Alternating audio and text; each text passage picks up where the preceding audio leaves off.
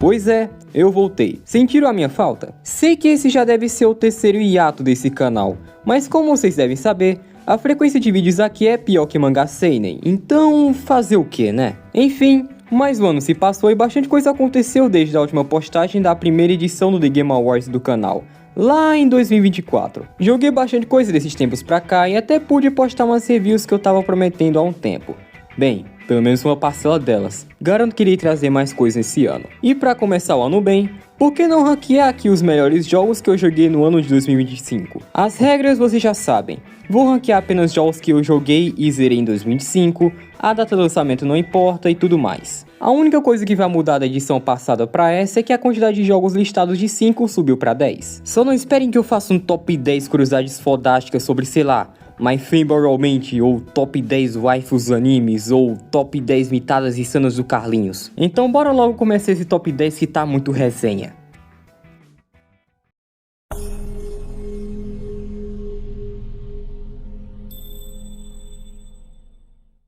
Você curte jogos de luta? É um dos meus gêneros favoritos e mesmo sendo horrível em todos que joguei, aprecio muito quem é bom. É um gênero que exige muito treino e maestria absurda das mecânicas, mesmo você se considerando fodão, sua confiança vai pra vala até encontrar alguém ainda mais fodão que você. Teve uma época da minha vida em que eu gostava bastante de ficar baixando ROM de jogo arcade por aí, principalmente jogos de luta, e mesmo jogando bem mal a grande maioria deles, era uma experiência bem divertida e eu sempre descobri algo novo nessa brincadeira. Foi aí que eu conheci o Aku Aku 7.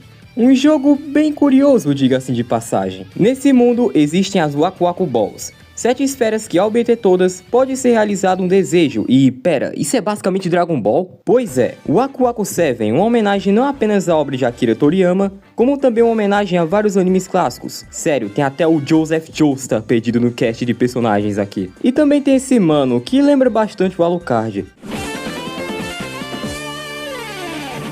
O jogo todo é muito colorido, com uma pixel art e animações muito bem feitas, e o gameplay em si é bem divertido, bem estilo jogos de luta clássicos como Street Fighter ou God of Mark of the Wolves. O jogo no geral esbanja carisma e todos os personagens são legais, cada um tendo um final próprio, que são bem engraçados por sinal. O jogo inteiro é carregado de humor e junta isso com os personagens com designs bem caricatos, e a experiência toda se torna bem divertida. E se você gosta de jogos de luta clássicos da SNK, recomendo demais.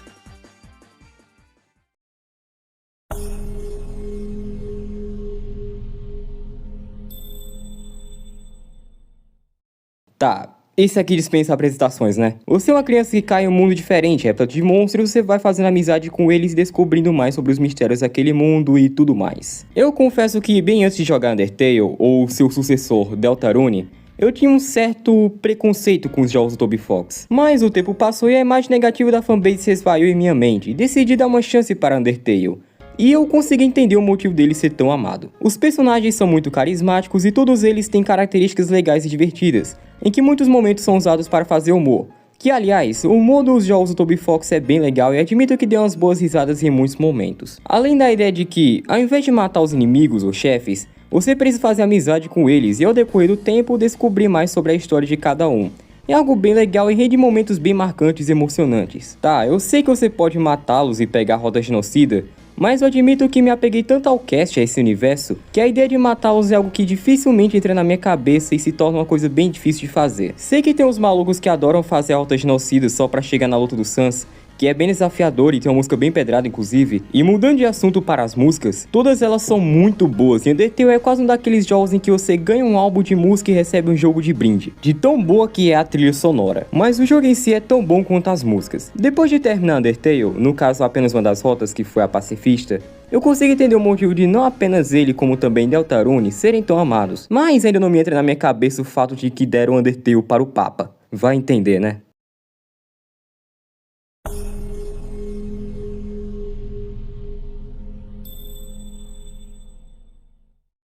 Contra é uma franquia insana. Existem uns 1000 jogos nessa série, todos eles repletos de ação, caos e muito desafio. Ao ponto de que se Contra tivesse nascido em 2011, qualquer coisa que saísse após ele com nível de dificuldade equivalente iria ser chamado de o Contra dos videogames. Mas essa franquia vai bem além da dificuldade. São jogos muito divertidos e cheios de ação e carregados da essência dos arcades. Afinal, o primeiro jogo da franquia veio de lá. E nada melhor que lançar um Contra para um console repleto de jogos arcade, não é? E também para competir contra 3 de Super Nintendo, já que estavam na época das guerras de consoles, Genesis Does What Nintendo Don't e tudo mais. Se você é um zoomer fudido e acha que console wars é algo de hoje, você tá errado. Uma pena que não existia o canal do Super Nintendista manso nos anos 90. Se você tem um PlayStation, você tem um Xbox, não significa nada. Mas se o cara tem o Nintendo Switch 2, ele é diferenciado, ele é próspero. Vamos lá? Tá, voltando ao assunto. Contra Hard Corps é um jogaço e um dos jogos mais impressionantes do Mega Drive. Diria até que é tão impressionante quanto um Gunstar Heroes, meu jogo favorito do console. Você faz parte de um grupo chamado Hard Corps, que estão enfrentando um grupo de robôs comandados por um hacker. A história é bem esquizofrênica. Mas isso é apenas um plano de fundo para você sair atirando em robôs e tudo que vier na sua frente, que é a coisa mais importante e divertida aqui. O jogo inteiro é muito absurdo e ele usa bastante do hardware do Mega Drive para criar momentos divertidos. É um nível de diversão que me lembra bastante os jogos da Treasury, e eu não me surpreenderia se alguém de lá tivesse envolvido no desenvolvimento desse jogo. Foi um dos jogos mais divertidos que eu joguei esse ano, e eu recomendo bastante você curtir jogos arcade com altos níveis de ação, dificuldade e fator replay. E mesmo a versão americana sendo bem desbalanceada em dificuldade, tem a versão japonesa que é bem mais generosa e atrativa. Vai por mim. A duração desse é bem curta e dá pra terminar em um pouco menos de 1 horinha, mas você tem vários finais para aumentar o fator replay, em que cada um você enfrenta chefes e desafios diferentes, o que é bem legal. Enfim, bora pro próximo.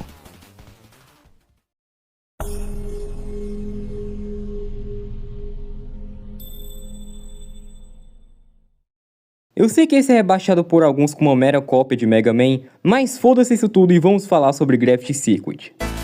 Eu sei que as inspirações à franquia clássica da Capcom são bem óbvias, mas eu lhe garanto que ele é bem mais do que isso e é um indie genuinamente muito bom. Em vez de dar tiros com um canhão, ataques maneiros com espada, você dá socos e pontapés no ar.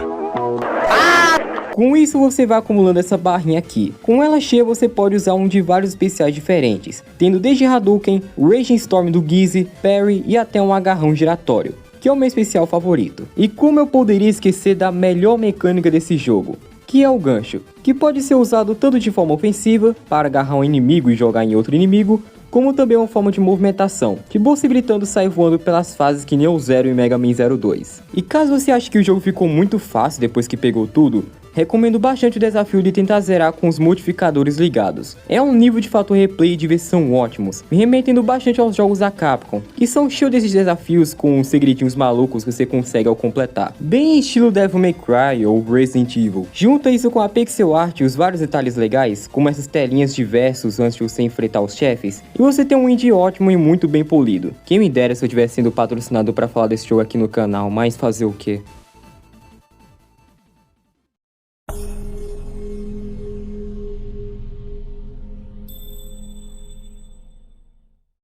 Agora a coisa ficou séria. A Cave é uma empresa lendária e se você conhece Dodonpachi, Ketsui ou Mushime-sama, sabe que os jogos deles têm um nível de qualidade e polimento absurdo, sendo bem influentes principalmente no gênero Bullet Hell, que são esses jogos super caóticos com vários tiros na tela, mas que, assim como os jogos de luta, exigem um certo nível de maestria dos fundamentos que formam esses jogos, principalmente caso você queira o tal de um CC, que é zerar sem continues. Apesar de Dodonpachi, especialmente o Daiojo e Sai Daiojo serem os meus queridinhos da Cave, o jogo que irei falar agora não fica nem um pouco atrás e é tão bom quanto esses dois. Death Smiles.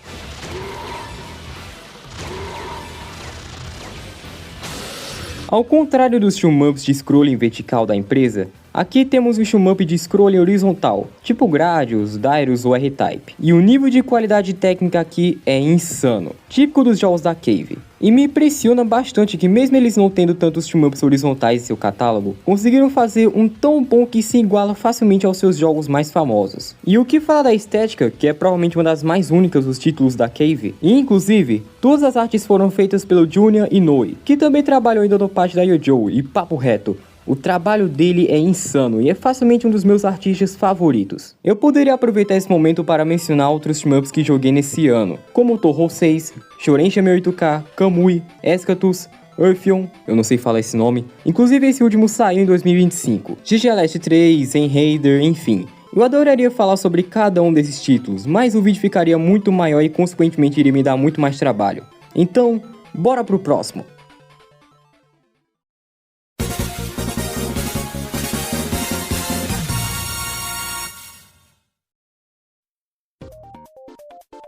Ei, ouvinte do Tony Redgrave! Como assim você ainda tá vendo esse vídeo e não deixou o like? Deixa o like aí no vídeo e se curtiu o canal, se inscreve aí também. Os vídeos aqui saem a cada milênio, então não espere muito bem uma frequência. Mas é aquilo, né? Se você não for um zoomer fudido e conseguir esperar vídeos longos, seja muito bem-vindo. Ah, e antes que eu me esqueça, me segue lá no Twitter também. De vez em quando eu posto alguma coisinha legal por lá. Aviso dado, então vamos voltar para o vídeo.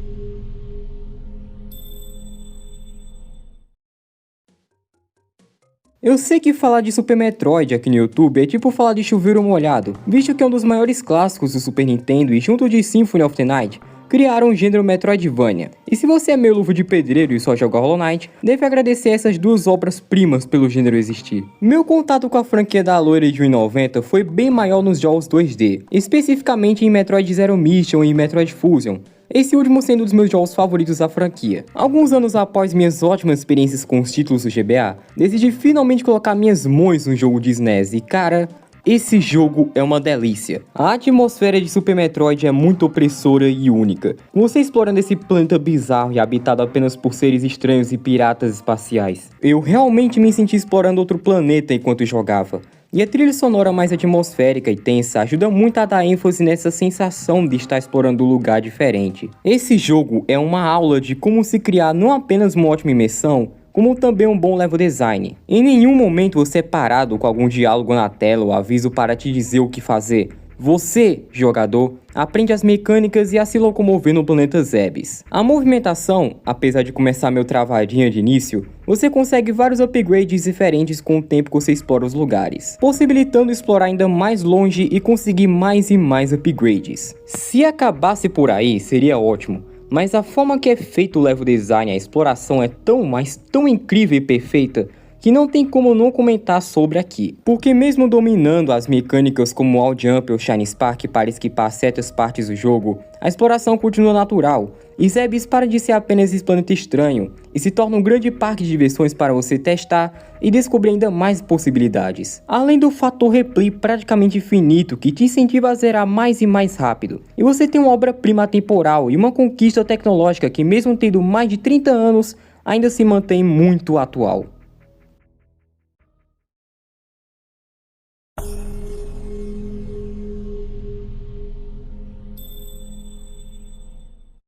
Você é esse fantasma, que não tem memória de seu passado e se encontra em uma situação complicada. Uma mulher está prestes a ser morta por um assassino de aluguel. Logo você descobre que tem a habilidade de possuir objetos inanimados e manipulá-los ao seu favor para tentar ajudar a mulher de cabelo vermelho, que me lembra uma certa alguém. Você consegue, mas por que aquela mulher está prestes a ser assassinada? Quem era aquele assassino de aluguel?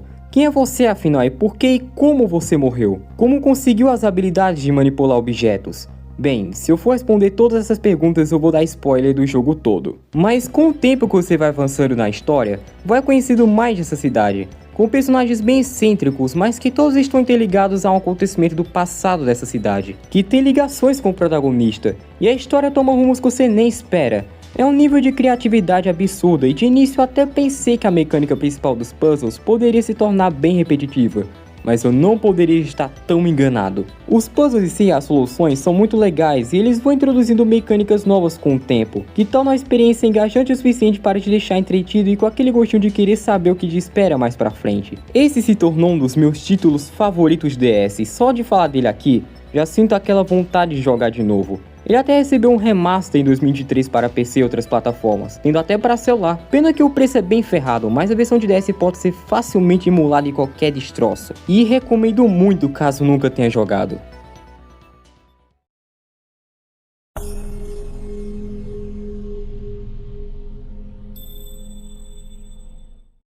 Tá, por onde eu começo? Você é um assassino do governo, com 7 personalidades, cada uma com habilidades diferentes. Você precisa usar todas ao seu favor para resolver os puzzles das fases que, bem, imagine que cada um é tipo uma mini mansão de Resident Evil. E principalmente para enfrentar os Heavenly Smiles, esses inimigos estranhos que ao não ser você, ninguém pode ver. E explodem ao tocar em ti e que riem quando estão por perto. Para matar eles é só ficar atento na risada, usar o scanner, mirar e atirar. Mas isso que eu acabei de apresentar é apenas a ponta da ponta da ponta do iceberg. Em Killer 7 você irá encontrar tramas políticas. Paga minhas contas com meu trabalho, seu filho da puta! Eu pago minhas contas com meu trabalho, não sou você não! Que mama no PT não! Cabeças decapitadas escondidas em lugares estranhos. Almas penadas. Brasileiro líder de culto religioso. Pera, eu atuo Israel? Mas eu curo a AIDS e curo a leucemia, o câncer. Isso mesmo, curo mesmo. Maluco que vende órgãos de crianças. Tá, acho que está indo muito longe. Cadeirante de rifle. Tokusatsus que podem prever o futuro. Anjos. Mais tramas políticas. Roleta russa. 11 de setembro e mais tramas políticas. E olha que eu resumi bastante coisa. Mas uma coisa fique bem clara. Esse é um dos meus jogos favoritos e foi uma das experiências mais únicas que eu tive nesse ano com videogame. E provavelmente de todos os tempos também. Eu até pretendo trazer uma review dele aqui, mas provavelmente vai demorar bastante porque digamos que eu ainda não me sinto pronto o suficiente para falar sobre Killer 7. Já que eu ainda preciso jogar mais umas vezes para ter uma compreensão maior da história, ler o livro Hand Killer 7 e também jogar os outros jogos do Suda 51. Como The Silver Case, Florence and Rain, No More Heroes. Mas eu espero que no futuro eu possa trazê-lo aqui no canal.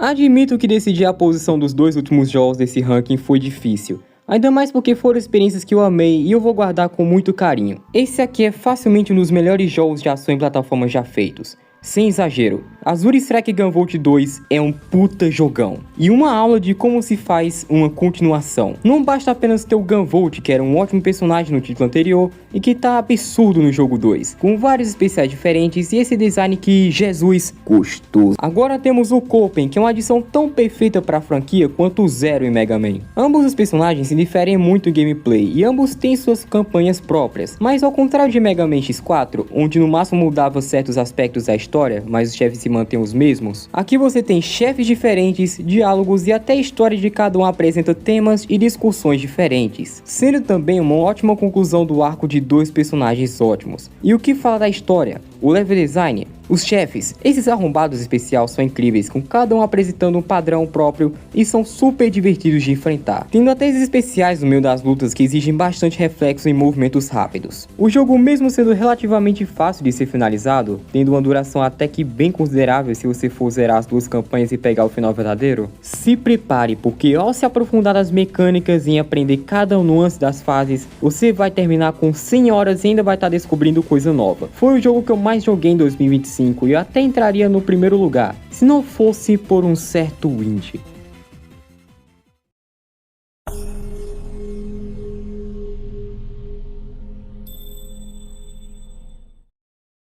Como eu coloco em palavras isso aqui? Se Zero Range era uma obra-prima e a primeira pedrada absurda lançada pela Sister Ace, Voice Strange é o magnum opus deles, em evolução incrível de todos os conceitos vistos no título anterior. História ainda mais enigmática, mais segredos e mecânicas que mudam o jogo por inteiro, e uma experiência muito única que, mesmo começando bem cansativa e exigindo bastante esforço, tudo revira de cabeça para baixo após fazer um dos finais. E descobri que você estava apenas na ponta do iceberg de um enigma ainda maior. Eu tô me segurando para não falar demais, até porque esse será o próximo vídeo do canal e eu tô bem ansioso. É o meu jogo favorito junto de Zero Ranger e honestamente, fico bem indeciso em qual eu prefiro ou gosto mais. Eu poderia facilmente me aposentar de videogame depois de jogar Void Stranger, porque dificilmente eu vou encontrar algo igual a ele depois de uns bons anos. Sei que isso tudo que eu falei foi meio abstrato, mas é um jogo bem complicado de falar sobre, principalmente porque qualquer coisa que eu falar pode estragar a experiência ou ser um spoiler massivo. Até por isso que a review dele vai ser bem difícil de fazer, mas eu tô bem animado e quero muito falar sobre Void Stranger aqui no canal, mesmo que eu não possa falar tanto dele. Vocês vão entender quando o vídeo sair. Enfim, esse foi o vídeo e espero muito que vocês tenham gostado. Se quiserem compartilhar as experiências que vocês tiveram com videogames em 2005 e o top 10 de vocês nos comentários, fique à vontade. Muito obrigado por terem assistido até aqui e que vocês alcancem a iluminação.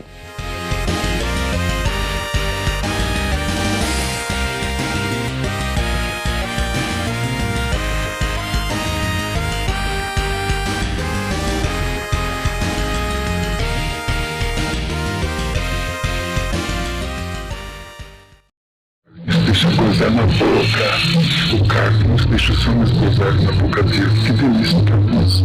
Carlinhos chupador de pena. Carlinhos engolador de lixo. Carlinhos engolador de pena. Carlinhos chupador de homens.